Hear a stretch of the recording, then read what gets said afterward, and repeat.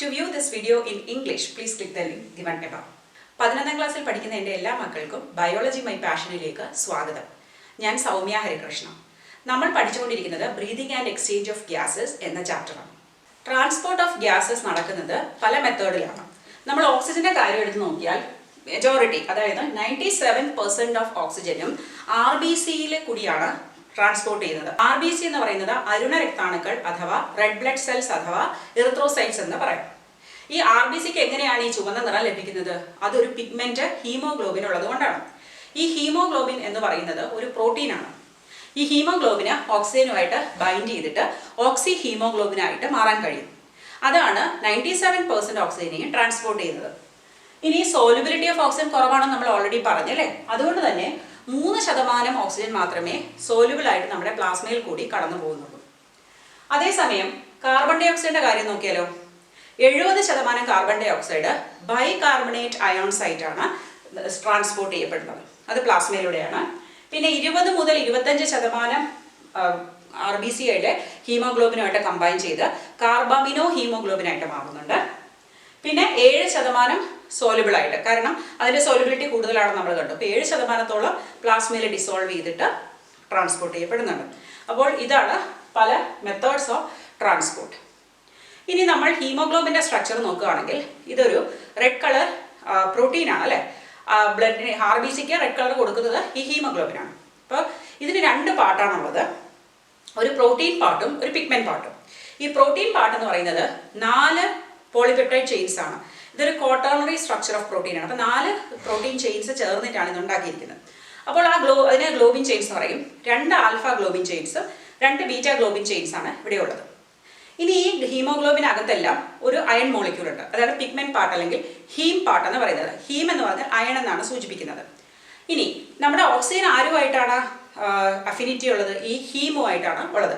അപ്പോൾ പിഗ്മെന്റ് പാർട്ടിന് മാത്രമേ ഓക്സിജനെ ക്യാരി ചെയ്യാൻ പറ്റുള്ളൂ, ഹീമോഗ്ലോബിൻ പാർട്ടിനല്ല. അതുകൊണ്ടാണ് നമ്മൾ അനീമിയ ഉള്ളവരൊക്കെ അയൺ ഡെഫിഷ്യൻസിയാണ്, അയൺ കൂടുതൽ കഴിക്കണം എന്ന് പറയുന്നത്.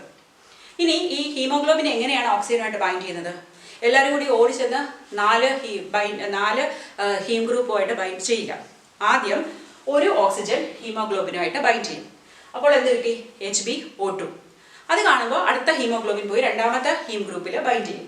അപ്പോൾ HbO4 കിട്ടി. അപ്പോൾ 2 ഓക്സിജൻ അറ്റാച്ച് ചെയ്തു. ഇത് കാണുമ്പോൾ 3ാമത്തെ ആളും കൂടി പോയി അറ്റാച്ച് ചെയ്യും, HbO6. അപ്പോൾ 4ാമത്തെ ആളും കൂടി പോയി അറ്റാച്ച് ചെയ്യുമ്പോൾ HbO8. അതാണ് ഓക്സി ഹീമോഗ്ലോബിൻ എന്ന് പറയുന്നത്. ഇതിനെ പറയുന്ന പേരാണ് പോസിറ്റീവ് കോപ്പറേറ്റിവിറ്റി. അതായത് ഒന്ന് തുടർന്ന് മറ്റത് ആഡ് ചെയ്യപ്പെടുന്നു, അല്ലാതെ എല്ലാം കൂടി ഒന്നിച്ചല്ല. ഇപ്പം ഞാനിപ്പോൾ ക്ലാസ്സിൽ ഒരു ചോക്ലേറ്റ് വെച്ചിട്ട് വേണമെന്നുള്ളവർ വരാൻ പറഞ്ഞാൽ നിങ്ങളെല്ലാവരും ഓടി വരും അല്ലേ. അറ്റ് എ ടൈം എല്ലാവരും വരാം. പക്ഷേ ഞാൻ നിങ്ങളോടൊരു ചെറിയ പ്രോബ്ലം ബോർഡിൽ എഴുതുകയാണ്, അല്ലെങ്കിൽ അതൊരു ഡയഗ്രാം വരയ്ക്കാൻ നിങ്ങളെ വിളിച്ചാൽ ആദ്യം എല്ലാവരും ഒന്ന് മടിക്കും. പിന്നെ ഒരു ആൾ ധൈര്യം സംഭരിച്ച് വന്ന് കുറച്ച് ചെയ്യും. അപ്പോൾ അടുത്ത ആൾക്ക് കുറച്ചൊരു മോട്ടിവേഷനായി 2ാമത്തെ ആൾ വരും, 3ാമത്തെ ആൾ വരും, ഓക്കെ എനിക്കും ചെയ്യാം, 4ാമത്തെ ആളും ഓടി വരും. അപ്പോൾ അതാണ് പോസിറ്റീവ് കോപ്പറേറ്റിവിറ്റി, ഒന്ന് ആഫ്റ്റർ ദി അതർ. ഇവിടെ അങ്ങനെയാണ് സംഭവിക്കുന്നത്. 4 ഓക്സിജൻ ഹീമോഗ്ലോബിനായിട്ട് ബൈൻഡ് ചെയ്യില്ല, 1 2 3 4 എന്നുള്ള രീതിയിലാണ് ബൈൻഡ് ചെയ്യുന്നത്. അപ്പോൾ ഇങ്ങനെ കിട്ടുന്ന ഓക്സി ഹീമോഗ്ലോബിൻ, ഒരു ഹീമോഗ്ലോബിന് എത്ര ഓക്സിജനെ ക്യാരി ചെയ്യാൻ പറ്റും? 4 ഓക്സിജൻ മോളിക്യൂൾസിനെ ക്യാരി ചെയ്യാൻ കഴിയും. എന്നിട്ട് ഈ അസോസിയേഷൻ എവിടെയാണ് നടക്കുന്നത്? നമ്മുടെ ആൽവിയോളസിലാണ്, ആൽവിയോളസിലെ ബ്ലഡിലാണ്. കാരണം അവിടെ ഓക്സിജന്റെ പാർഷ്യൽ പ്രഷർ കൂടുതലാണ്, കാർബൺ ഡൈ ഓക്സൈഡിന്റെ പാർഷ്യൽ പ്രഷർ കുറവാണ്. നമ്മുടെ ബ്ലഡിലെ ആവറേജ് വാല്യൂ ഓഫ് ഹീമോഗ്ലോബിൻ എന്ന് പറയുന്നത് 15 ഗ്രാമാണ്.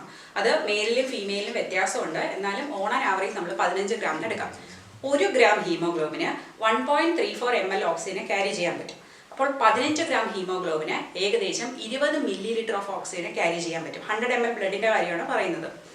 പക്ഷേ ഇത്രയും ക്യാരി ചെയ്യുമെങ്കിലും സാധാരണ കണ്ടീഷൻ, ഞാനിപ്പോൾ വലിയ സ്ട്രെന്യൂസ് ജോലിയൊന്നും അല്ല ചെയ്യുന്നത്, ഞാൻ നിങ്ങളെ പഠിപ്പിച്ചുകൊണ്ടിരിക്കുകയാണ്.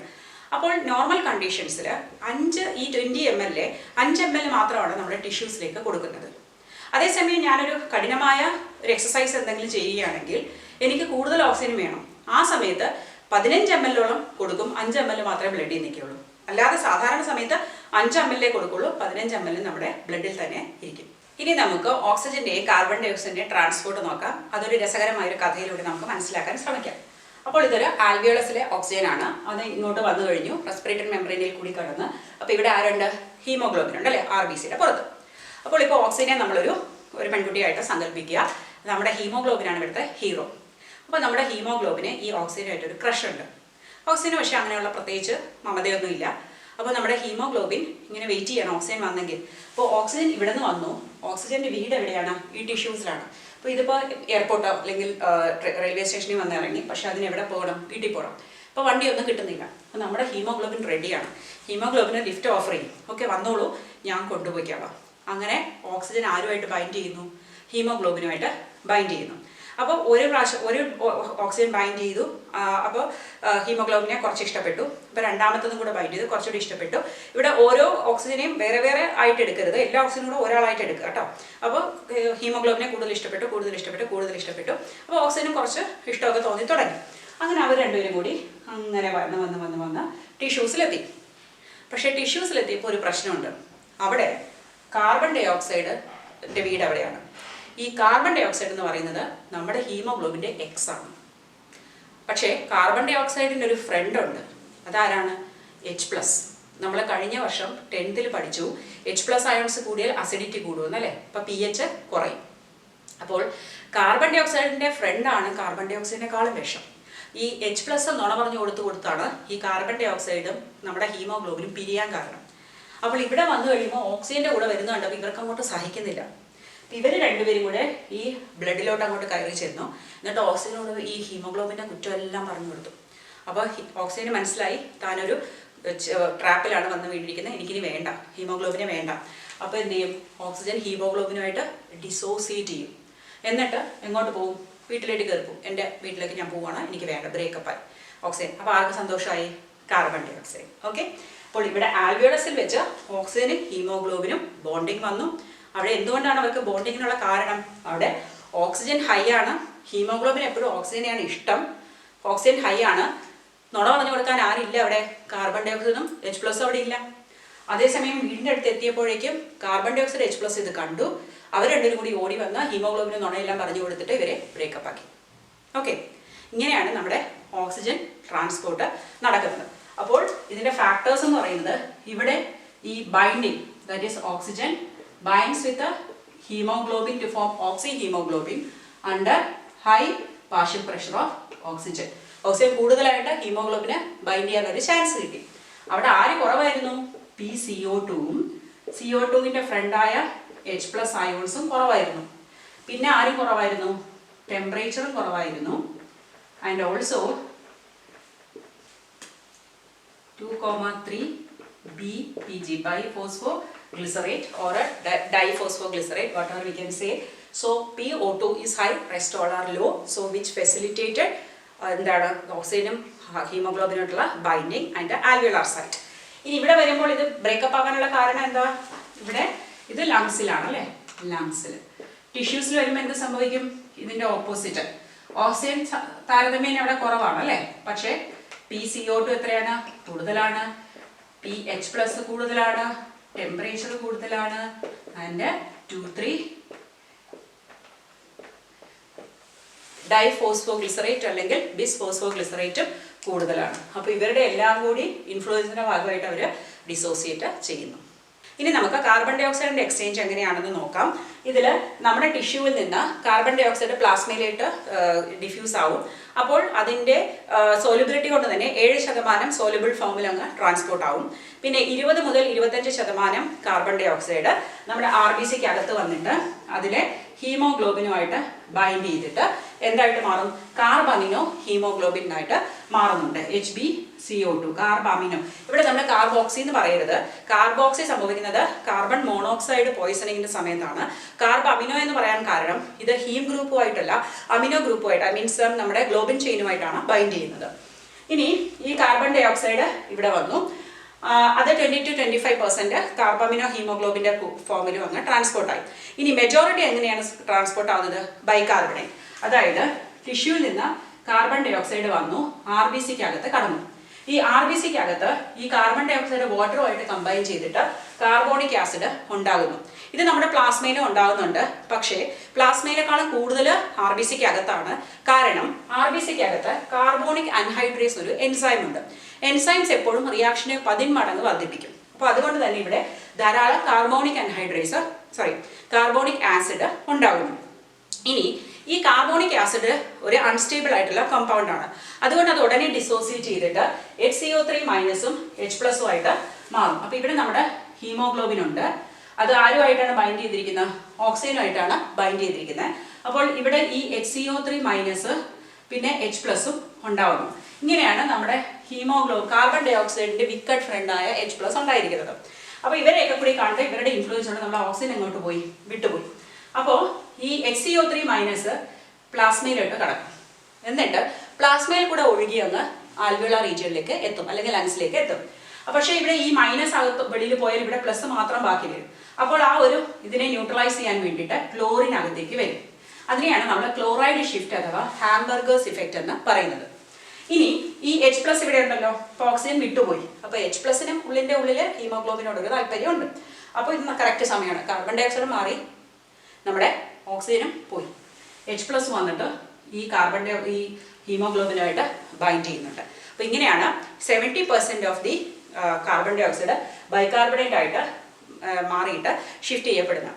അപ്പോൾ ഒരു കാർബൺ ഡൈ ഓക്സൈഡ് കോൺസെൻട്രേഷൻ്റെയും H+ കോൺസെൻട്രേഷൻ്റെയും സാന്നിധ്യത്തിൽ നമ്മുടെ ഓക്സിജൻ അൺലോഡ് ചെയ്യും. അതായത് ഇവിടുന്ന് വിട്ട് ടിഷ്യൂ, അത് നല്ലതാണ് കേട്ടോ, നമ്മുടെ ശരീരത്തിന് അത് ആവശ്യമാണ്.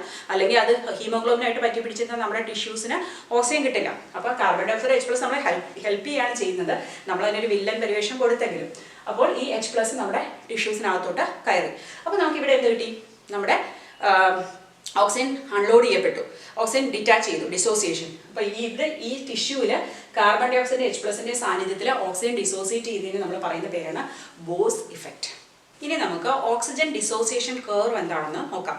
നമ്മൾ പറഞ്ഞു ഓക്സിജൻ ഹീമോഗ്ലോബിനുമായിട്ട് ബൈൻഡ് ചെയ്യുമ്പോഴേക്കും എന്ത് സംഭവിക്കും? ഓക്സി ഹീമോഗ്ലോബിൻ ഉണ്ടാകും അല്ലേ? അപ്പോൾ ആദ്യം കുറേശ്ശെ ബൈൻഡ് ചെയ്യും. കോഓപ്പറേറ്റിവിറ്റിയെ കുറിച്ച് പറഞ്ഞു. പിന്നെ അത് സാച്ചുറേറ്റഡ് ആയിട്ട് വരും. അപ്പോൾ നമ്മളത് ഗ്രാഫായിട്ട് റെപ്രസെൻറ്റ് ചെയ്താൽ ഈ Y ആക്സിസിൽ നമ്മൾ എടുത്തിരിക്കുന്നത് percentage saturation of haemoglobin with oxygen ആണ്. അതായത് ഓക്സിജൻ എത്ര പെർസെൻറ്റേജ് ഹീമോഗ്ലോബിനെ സാച്ചുറേറ്റ് ചെയ്യുന്നു എന്നുള്ളതാണ്. ഇവിടെ ഓക്സിജന്റെ പാർഷ്യൽ പ്രഷറാണ് നമ്മൾ നോട്ട് ചെയ്യുന്നത് X ആക്സിസിൽ. നമ്മൾ വരയ്ക്കുമ്പോൾ നമുക്കറിയാം ആദ്യം ഇത് വളരെ സ്ലോ ആയിട്ടേ വരുന്നുള്ളൂ. കാരണം കോഓപ്പറേറ്റിവിറ്റി പറഞ്ഞു അനുസരിച്ച് ആദ്യം 1 ബൈൻഡ് ചെയ്തു, പിന്നെ 2, പിന്നെ 3, അങ്ങനെ സ്ലോ ആയിട്ട് വരും. പക്ഷേ ഇവൻച്വലി എന്തായിട്ട് മാറും? കൂടുതൽ ബൈൻഡിങ് നടക്കും. പിന്നെ എല്ലാ ഹീമോഗ്ലോബിനും ബൈൻഡ് ചെയ്ത് കഴിയുമ്പോൾ അതൊരു സ്റ്റഡി സ്റ്റേറ്റിൽ എത്തുന്നു. അപ്പോൾ ഇത് നമുക്കൊരു ഹയസ്റ്റ് ലെവൽ എന്ന് പറയാം. ഇതാണ് PO2 ഷുഡ് ബി മാക്സിമം അല്ലേ? പാർഷ്യൽ പ്രഷർ ഓഫ് ഓക്സിജൻ കൂടുതൽ വരുന്നതുകൊണ്ടല്ലേ ഹീമോഗ്ലോബിൻ സാച്ചുറേറ്റഡ് ആവുന്നത്. അപ്പോൾ ഏറ്റവും കൂടുതൽ പാർഷ്യൽ പ്രഷർ ഓക്സിജൻ ഉള്ള സമയത്താണ് മാക്സിമം അല്ലെങ്കിൽ 100% സാച്ചുറേഷൻ ഓഫ് ഹീമോഗ്ലോബിനും നടക്കുന്നത്. അപ്പോൾ അത് എവിടെയായിരിക്കും? നമ്മുടെ ലങ്സിലാണ്. ബിക്കോസ് PO2 ഹൈ ആയിട്ടുള്ളത് എവിടെയാണ്? നമ്മുടെ ലങ്സിൽ അല്ലേ? ഇനി ഇങ്ങോട്ട് താഴേക്ക് ഇവിടെ ഒരു പോയിന്റ് എടുത്താൽ ഇതൊരു ടിഷ്യൂ ആണെന്ന് വിചാരിക്കാം. അപ്പോൾ ടിഷ്യൂവിൽ വന്നപ്പോൾ PO2ന്റെ ലെവല് കുറവാണ്, ഇതിൽ നിന്നും കുറവാണ് അല്ലേ? ഇവിടെയോ ഹീമോഗ്ലോബിൻ ഇത്രയും 100% ഹീമോഗ്ലോബിൻ ഓക്സിജനായിട്ട് ബൈൻഡ് ചെയ്തു. പക്ഷേ പല ഓക്സിജൻ വിട്ട് പോയി ടിഷ്യൂസിലെത്തിയപ്പോൾ ഇത്രയും മാത്രമേ ഹീമോഗ്ലോബിന് സാച്ചുറേഷൻ ഉള്ളൂ. അപ്പോൾ ഈ ഒരു ഡിസ്റ്റൻസ് എന്ന് പറയുന്നത് ഓക്സിജൻ ഡെലിവേർഡ് ടു ടിഷ്യൂസിലേക്ക് ഓക്സിജൻ കൊടുത്തു കഴിഞ്ഞു. അതാണ് ഇത്രയും വിട്ട് വന്നത്. ഈ ടിഷ്യൂവിൽ ഇത്രയും കൊടുത്തു കഴിഞ്ഞു. പക്ഷേ നമുക്ക് എപ്പോഴും എന്ത് വേണം? ടിഷ്യൂസിലോട്ട് കൂടുതൽ ഓക്സിജൻ കൊടുക്കണം. അതല്ലേ നമ്മുടെ ആവശ്യം. അങ്ങനെ വരുമ്പോൾ നമുക്ക് ഇതിനെ കുറച്ചുകൂടി താഴോട്ട് കൊണ്ടുവരാനുള്ള മാർഗ്ഗം എന്താ? PO2വിനെ കുറയ്ക്കുക എന്നുള്ളതാണ്. പക്ഷേ പാർഷ്യൽ പ്രഷർ ഓഫ് ഓക്സിജൻ ഒത്തിരി കുറയാനും പാടില്ല, നമുക്ക് ഓക്സിജൻ ആവശ്യമാണ്. അപ്പോൾ ഈ ഒരു മാർഗ്ഗമല്ല നമുക്ക് വേണ്ടത്. അവിടെയാണ് നമ്മുടെ നേരത്തെ പറഞ്ഞ ബോർ ഇഫക്റ്റ് ഒരു ഇമ്പോർട്ടൻ്റ് ആയിട്ട് മാറുന്നത്. അതായത് ബോർ ഇഫക്റ്റ് എന്ന് പറഞ്ഞാൽ എന്താണ്? കാർബൺ ഡൈ ഓക്സൈഡിന്റെ പാർഷ്യൽ പ്രഷർ കൂടുകയും H+ അയണിന്റെ പാർഷ്യൽ പ്രഷർ കൂടുകയും ചെയ്യുമ്പോൾ അത് കൂടുതൽ ഓക്സിജനെ അൺലോഡ് ചെയ്യാൻ സഹായിക്കും. അപ്പോൾ ഓക്സിജന്റെ PO2 കുറയണം എന്നില്ല, പക്ഷേ കൂടുതൽ അൺലോഡിങ് നടക്കും. അങ്ങനെ നോക്കുകയാണെങ്കിൽ ഇത് കുറച്ചും കൂടി റൈറ്റിലേക്ക് ഈ ഗ്രാഫ് ഷിഫ്റ്റ് ചെയ്ത് വരും. ഈ റൈറ്റിലേക്ക് ഷിഫ്റ്റ് ചെയ്ത് നോക്കുമ്പോൾ ഈ ഒരു നേരത്തെ എടുത്ത PO2ൽ ഈ ലെവലിലാണ് ഓക്സിജൻ ഡെലിവർ ചെയ്തത് അല്ലേ? പക്ഷെ ഇപ്പോൾ അതേ വാല്യൂ നോക്കിയാലോ, ഇത്രയും ഡെലിവർ ചെയ്ത് കഴിഞ്ഞു. അപ്പോൾ carbon dioxide partial pressure കൂട്ടി, H+ കൂട്ടിയപ്പോൾ നമ്മുടെ PO2 നാച്ചുറലി കുറവാണ് നമ്മുടെ ടിഷ്യൂസിൽ. അപ്പോൾ കൂടുതൽ ഓക്സിജൻ ഡെലിവർ ചെയ്തു. ഇതാണ് പറയുന്നത് ബോസ് ഇഫക്റ്റ്. ആൻഡ് ഓൾസോ ഇതെന്താണ്? നമ്മുടെ ഗ്രാഫിൻ്റെ ഒരു റൈറ്റ് ഷിഫ്റ്റ് ആണ്. ഇത് സംഭവിക്കുന്നത് എവിടെയാണ്? ടിഷ്യൂസിലാണ്. ഇനി നമ്മുടെ ലങ്സിലോ? നമ്മൾ പറഞ്ഞു കാർബൺ ഡൈ ഓക്സൈഡും H+ അയൺസും നുണ പറഞ്ഞു കൊടുത്താണ് നമ്മുടെ ഓക്സിജനെ അൺലോഡ് ചെയ്യുന്നതെന്ന് പറഞ്ഞു. പക്ഷേ ലങ്സിലൊന്നും നടക്കുമോ? ഇല്ല. കാരണം അവിടെ ഓക്സിജൻ വളരെ സ്ട്രോങ് ആണ്. അപ്പോൾ നമ്മുടെ ഓക്സിജന്റെ കോൺസെൻട്രേഷൻ കൂടുതലാവുമ്പോൾ അവിടെ കാർബൺ ഡൈ ഓക്സൈഡും H+ഉം നമ്മുടെ ഹീമോഗ്ലോബിനിൽ നിന്ന് പതുക്കെ വിട്ടുവരും. അവരുടെ വേലയൊന്നും നടക്കുന്നില്ല, വിട്ടുവരും. അപ്പോൾ ഈ കാർബൺ ഡൈ ഓക്സൈഡ് വിട്ട് വന്നാൽ മാത്രമേ എന്ത് നടക്കുള്ളൂ? അതിന് നമ്മുടെ ആൽവിയോളസിലോട്ട് കടന്ന് എക്സെയിൽ ചെയ്ത് പുറത്തു പോകാൻ കഴിയുള്ളൂ. അപ്പോൾ നമ്മൾ നേരത്തെ കണ്ടു, ടിഷ്യൂസിൽ വെച്ചിട്ട് വാട്ടറും കാർബൺ ഡൈ ഓക്സൈഡും ചേർന്ന് കാർബോണിക് ആസിഡായി. കാർബോണിക് ആസിഡ് ബൈകാർബണേറ്റ് അയോണും H+ഉമായി. പക്ഷേ തിരിച്ചത് ലങ്സിലെത്തുമ്പോൾ ഇതേ carbonic anhydrase enzyme reverse reaction നടത്തി HCO3- H+ഉം ചേർന്ന് H2CO3 കാർബോണിക് ആസിഡ് ആവും. ഈ കാർബോണിക് ആസിഡ് H2O-യും CO2 ആയിട്ട് മാറി CO2 പുറത്തു പോകും. അപ്പോൾ ടിഷ്യൂസിൽ സംഭവിക്കുന്നത് റൈറ്റ് ഷിഫ്റ്റ് ആണെങ്കിൽ ലങ്സിൽ സംഭവിക്കുന്നത് ലെഫ്റ്റ് ഷിഫ്റ്റ് ആണ്. ഓക്കെ, അതായത് ഇവിടെ PO2 എത്രയാണ്? ഹൈ ആണ്. അതുകൊണ്ട് തന്നെ കാർബൺ ഡൈ ഓക്സൈഡിന്റെ H+ ബൈൻഡിങ് കുറവായിരിക്കും ഹീമോഗ്ലോബിനുമായിട്ട്. അപ്പോൾ ഓക്സിജന്റെ ഹൈ കോൺസെൻട്രേഷൻ കൊണ്ട് കാർബൺ ഡൈ ഓക്സൈഡും H+ ലോ ആവുന്നതിന് നമ്മൾ ഹാൾഡെയ്ൻസ് ഇഫക്റ്റ് എന്ന് പറയുന്നു. അപ്പോൾ നമ്മൾ കാർബൺ ഡൈ ഓക്സൈഡിന്റെ വേസ്റ്റ് ആയിട്ടാണ് കാണുന്നതെങ്കിലും നമ്മുടെ ടിഷ്യൂസിലേക്ക് ഓക്സിജനെ ഡെലിവറി ചെയ്യണമെങ്കിൽ ആര് വേണം? കാർബൺ ഡൈ ഓക്സൈഡ് വേണം. അതേപോലെ കാർബൺ ഡൈ ഓക്സൈഡിനെ നമ്മുടെ ലങ്സിലേക്ക് കൊടുത്ത് പുറത്തേക്ക് കളയണമെങ്കിലും ആര് കൂടുതലായിരിക്കണം? നമ്മുടെ ഓക്സിജന്റെ അളവ് കൂടുതലായിരിക്കാം. അപ്പോൾ ഇതാണ് ഈ നോർമൽ കർവ്. ആദ്യം ഞാൻ വരച്ചതാണ് ഒരു നോർമൽ കർവ്. അത് റൈറ്റിലോട്ട് ഷിഫ്റ്റ് ചെയ്യാം ടിഷ്യൂസിൽ, ലെഫ്റ്റിലോട്ടാണെങ്കിൽ ആൽവിയോളസ് റീജിയനിൽ. അപ്പോൾ ഈ ഒരു ഷേപ്പ് ഓഫ് കർവിനെ ഒരു എസ് ഷേപ്ഡ് കർവാണ്. ഇതിനെ പറയുന്ന പേരാണ് സിഗ്മോയിഡ് കർവ്. നിങ്ങൾക്ക് എൻ്റെ ലെസൺസ് ഒക്കെ ഇഷ്ടമാണെന്ന് കരുതുന്നു. Please like, share and subscribe to my channel biology my passion. Thank you for watching.